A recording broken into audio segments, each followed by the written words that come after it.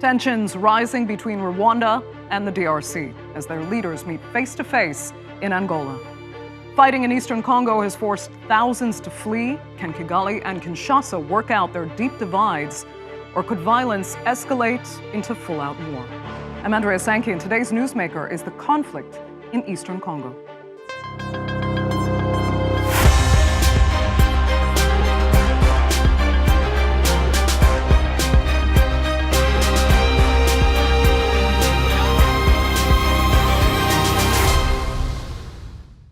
For months, Presidents Paul Kagame and Felix Tshisekede have been involved in a war of words that many fear could turn into full-blown conflict. But now the Rwandan and Congolese leaders are meeting face-to-face in Luanda to try to settle their differences. Tensions have been rising in eastern Congo, where more than 100 militia groups wreak havoc in the region. But right now, most eyes are focused on just one of those groups. They're called the M23, and Kinshasa says they're backed by Rwanda. There is absolutely no doubt Rwanda is backing the March 23rd movement. We want peace. Kinshasa isn't the only one accusing Rwanda of backing the M23. The UN also believes there's Rwandan support. But Kigali has always denied its financing or arming the group. In a moment, we'll explore what's happening in eastern Congo and who may be involved.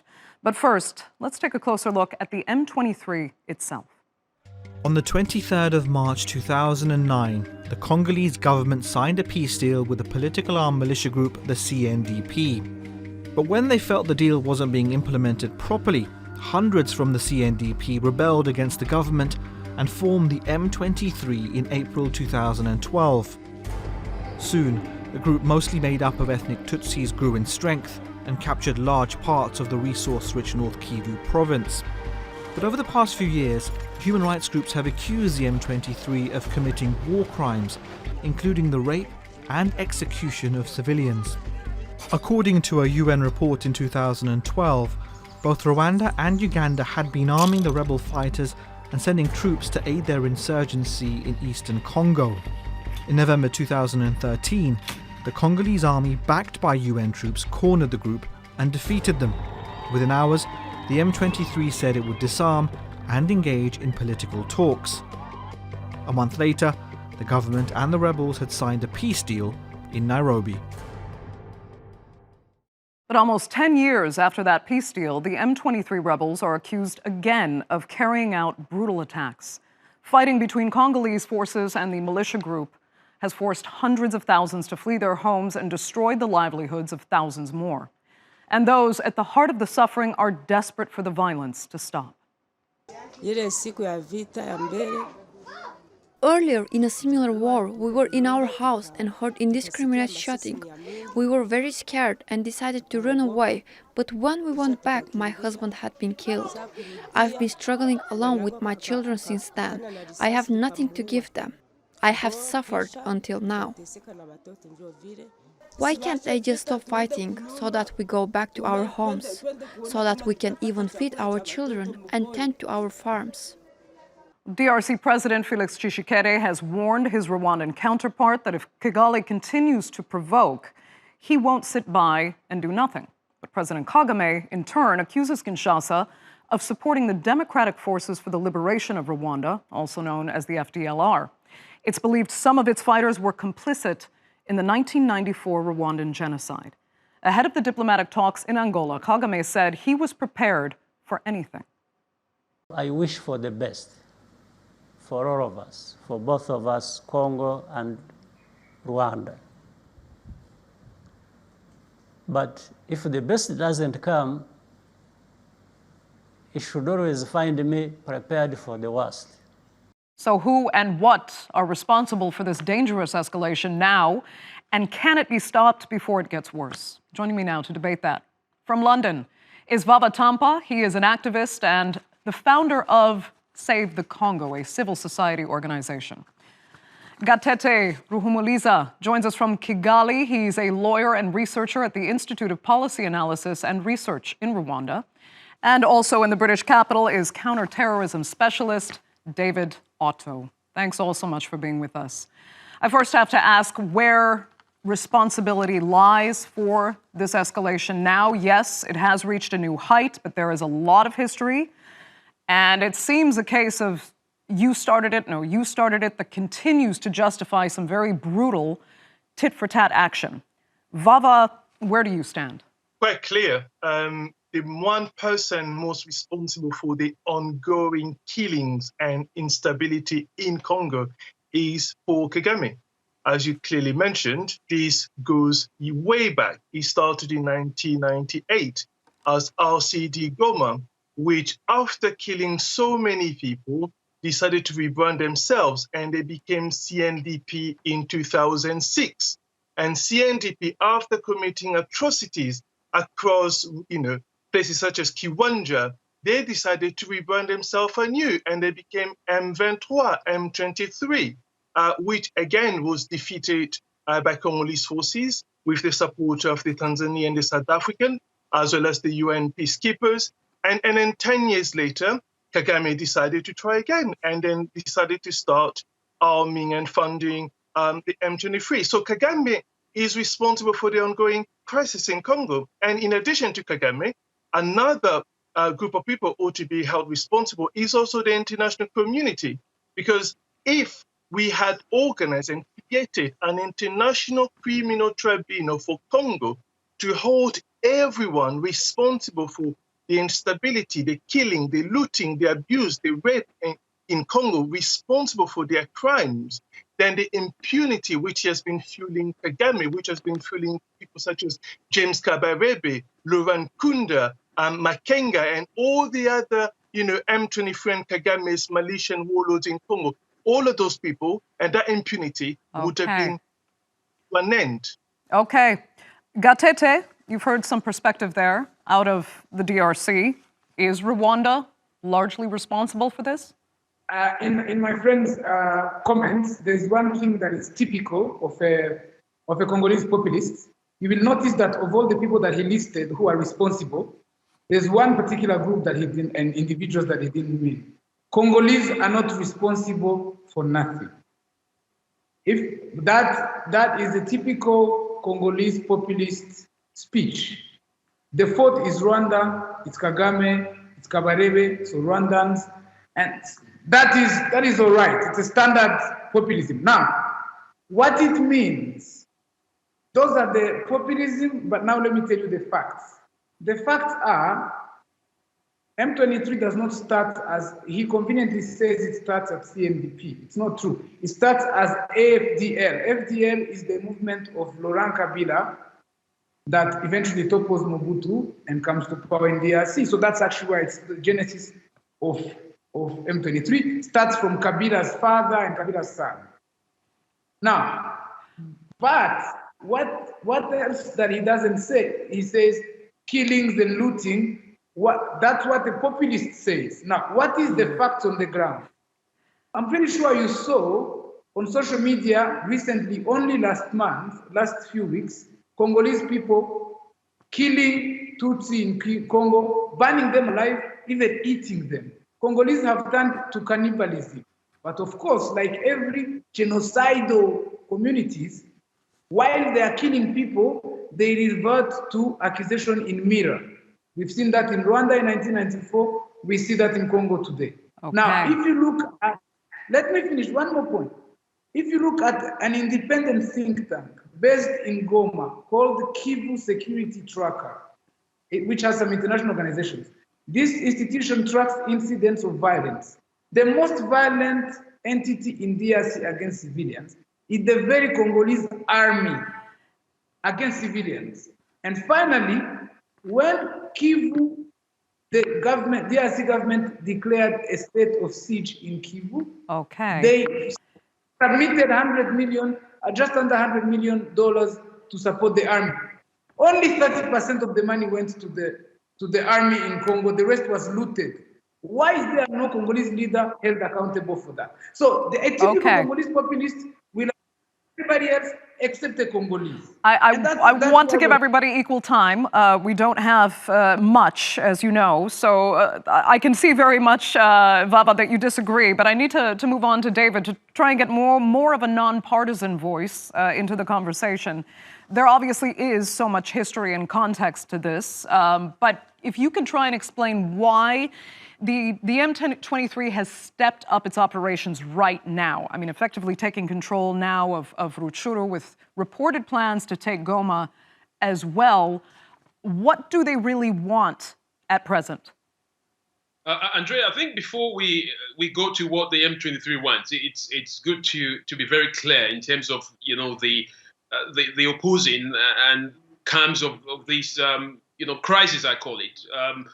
As my co-panelists have demonstrated, the reason why we are where we are in this crisis between DRC and Rwanda is simply because there is this blame game that is ongoing, and that's why the crisis keeps escalating. One side says, for example, the Congolese are blaming the Rwandan government of supporting M23, but mind you, there are about 120 armed groups. It's not just M23. On the other side, the Rwandan government is saying that the Congolese government is supporting the Hutu-led,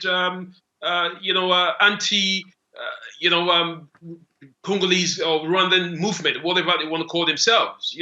So it's a ping pong in terms of those accusations, and that is why we are where we are, and we need to move towards solutions and de-escalation. Now, the M23. As my colleagues have pointed out, had been, run down by the UN and by the Congolese forces. That was in 2012, 2013. But all of a sudden, they've now emerged. And the Congolese government is accusing the Rwandan government of supporting the group. Now, I have to be very clear that the Rwandan government has denied all responsibilities. And the Congolese government has also denied that it is supporting other rebel groups against other rebel groups. So we need to move towards a solution. Now, okay. It is and apparently they're trying. Now we have talks in Angola. Let's move on to that then, because do you think there's any chance that they'll actually yield success? I mean, and specifically also to have the mediation of Angola and President João Lourenço chosen. How optimistic are you? Yes, I do hope that there will be some solutions. I am an advocate of solutions, and of course we had the Nairobi Accord, which brought the two states together. The implementation of that resolution has not been successful. I hope that we can have the Angolan president João Lourenço move forward with this crisis. I'm very happy to see that both presidents are actually attending these talks. Perhaps this is a sign that it will move towards some kind of a solution. But we must stop this idea of accusing one another without some kind of a concrete evidence. That would be the first step towards a solution. I yield. Okay, but Vava, let me ask you why you think President Tshisekede won't agree now to integrate the M23 forces into the Congolese military as per the agreement in Nairobi. Why has he derailed that part of the peace agreement? Well, so there are a couple of things we need to clarify. So when we say Kagame is responsible, it's not accusing, it's pointing to the fact. This is not what the Congolese people say. This is what the UN says. This is the reason why, and I'm disappointed if it has failed to recognize these of all the people. This is the reason why in 2012, for instance, there was a UN sanction, there was an EU sanction, there was a US sanction against Kagame because of M23. And that's not something the Congolese have imposed on the international community. Fact on the ground suggests it. So we need to be clear on that. And now, when we talk about solutions, we have tried all sorts of military solutions in the past. They have all failed. The reason they have failed over and over is because of something called impunity. The one key element which continues to fuel people like Paul Kagame, which continues to fuel people like James Kabarebe, and so on and so forth, to continue to support militia gangs in Congo. I'll give you one example, and the question we need to ask ourselves, which we haven't, is why is Rwanda supporting militia gangs in Congo? I'll give you one example, gold, okay? So Rwanda, for instance, in 2019 and 2018, Rwanda exported over 20,000 kilograms of gold to the UAE. Where did Rwanda get that gold from? Rwanda doesn't produce any gold. Where do you think Kampala, Uganda, is getting the gold they are exporting internationally from? Where do you think they get their diamonds from or their cotton? It's stolen from Congo. And how those things are stolen, looted from Congo is by supporting militia gangs. And another clarification, and this is crucial. So when Kagame and Museveni came to Congo, they said they are fighting FDLR. Everyone internationally agree. And here we're talking about 1998. And guess what? They found themselves in Congo. They found a lot of gold and a lot of diamonds. And guess what happened? Museveni and Kagame's troops began fighting in Congo. They fought in Kisangani over what? Over control of diamond mines. And was Museveni forced when Kagame's troops were fighting Museveni's troops? Were Museveni's troops supporting FDLR or genociders or anything of such? Of course not. It's all about natural resources. Kagame wants to steal resources. So does Museveni. And the only way they have been doing so is by supporting militia gangs. The solution is one. This is what the Congolese people have been pushing for, which is the creation of an international criminal tribunal for Congo to deal with every single human, Congolese or none, responsible for killing, looting, and raping in Congo. And if anyone wants any solution, that's the solution we need to support. Okay, Gatete, I could see you rolling your eyes. You can explain. Sometimes I wonder how we winded up in this region. This is the most difficult region to live in. But anyway, I can never solve that question. The man the colleague I'm speaking to, I have the impression he has no idea what Congo is. I live in the East. I understand the East because I grew up in Congo. He believes in chimeric fictions that have no scientific basis. I will tell you the facts. Facts are the following. Minerals do not respect borders. It's not where the border of Congo stopped. That's not where the minerals stop. The minerals that you find in Eastern DRC, you find them in Uganda, you find them in Rwanda, because minerals are underground resources, they don't go above. Now, number two, Rwandan minerals, I can't speak for Uganda, but Rwandan minerals have a tracking system. We have where we tag the origin and the place where the minerals are going. But now you have Congolese leaders are very insidious in the sense that there's a research just done by a journalist called Alain Foucault, is a Cameroonian journalist of RFI. And the head of, in it, there is an interview with the head of Jekamin. Jekamin is the head of the mines in the DRC. And he says, 70% of mines in Congo are given to foreign companies. He lists them, Canadian, Kazakhstan, and so on. He says 30% is Congo, and of this 30%, most of it is given to Chinese. And this journalist actually goes to the place. But that's stories you tell to Congolese who are ignorant of their own country. Now, reality is, and this is the part that we haven't hammered down now, why is M23 fighting today? Again, it is fighting because M23, just like minerals, Congolese who do not understand their own country believe that Rwandans stop at the border. They believe that Tutsi and Hutu stop at the border between DRC and Congo. It's impossible for a person to have Rwandan language, Rwandan culture, and be a citizen of Congo. Just like minerals did not cross. There are a considerable number of Congolese Tutsis. So let me ask you about that specifically, if I can. I mean, this is what the accusation is, that this is in part why Paul Kagame wants to support M23, because he feels an obligation to Congolese Tutsis to, protect them, even if they're outside of Rwanda. And tell me, though, Gatete, if Paul Kagame is not supporting M23, who is? Now, two things. There is 123 militias in DRC. M23, the person supporting M23 is the person, the way M23 exists is the way these 120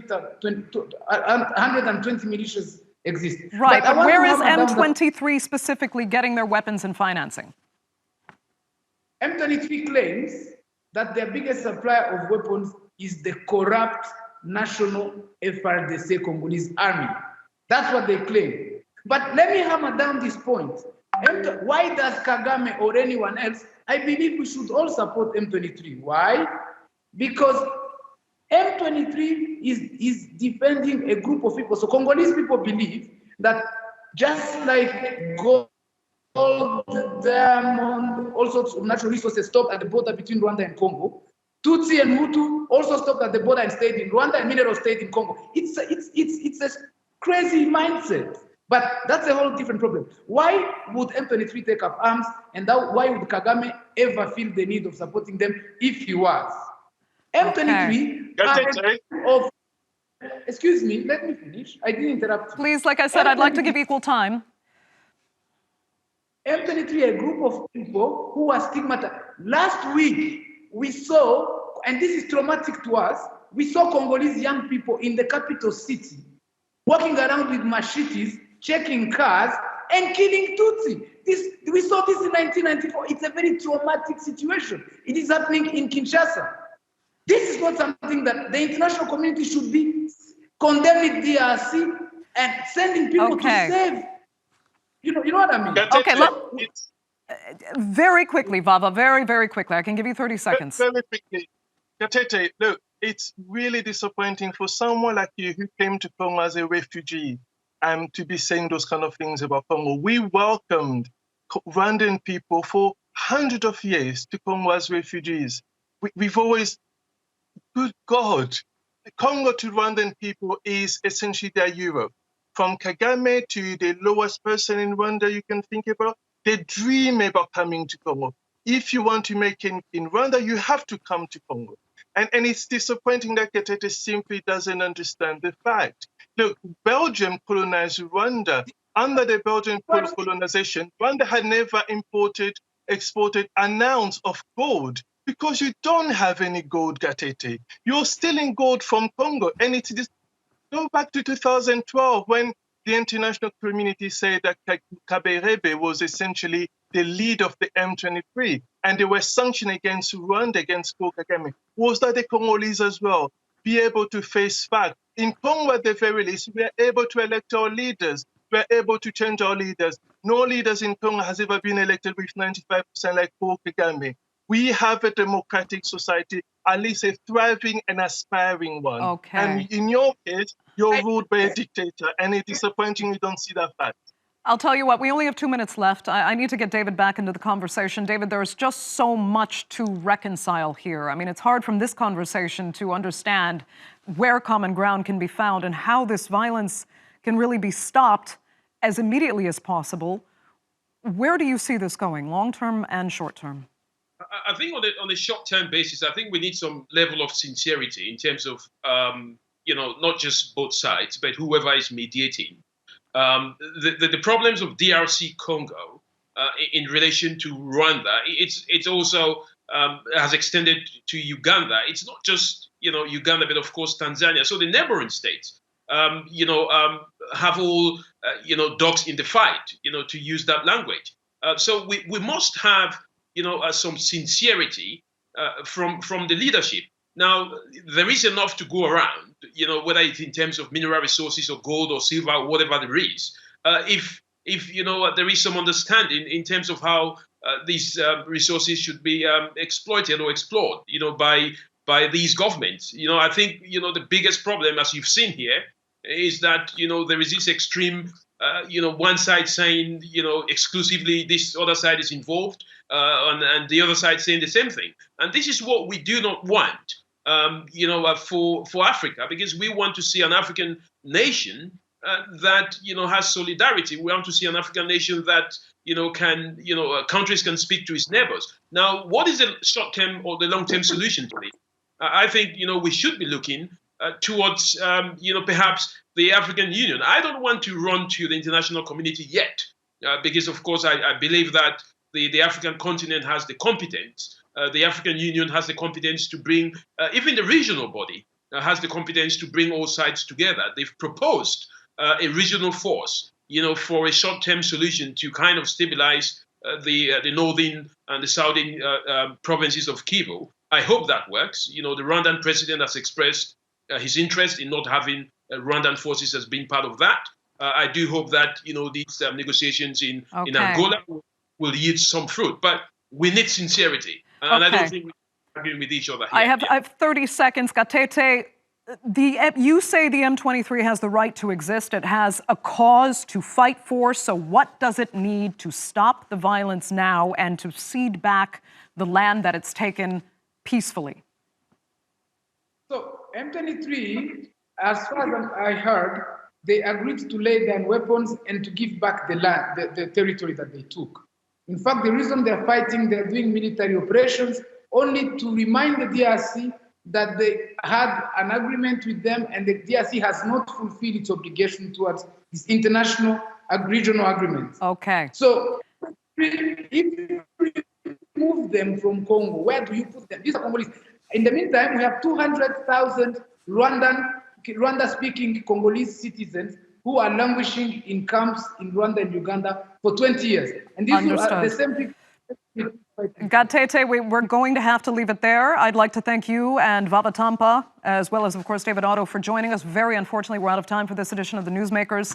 Thank our panelists again for being with us, our viewers, of course, for tuning in as well. Remember to subscribe to our YouTube channel. I'm Andrea Sankey. We'll see you next time.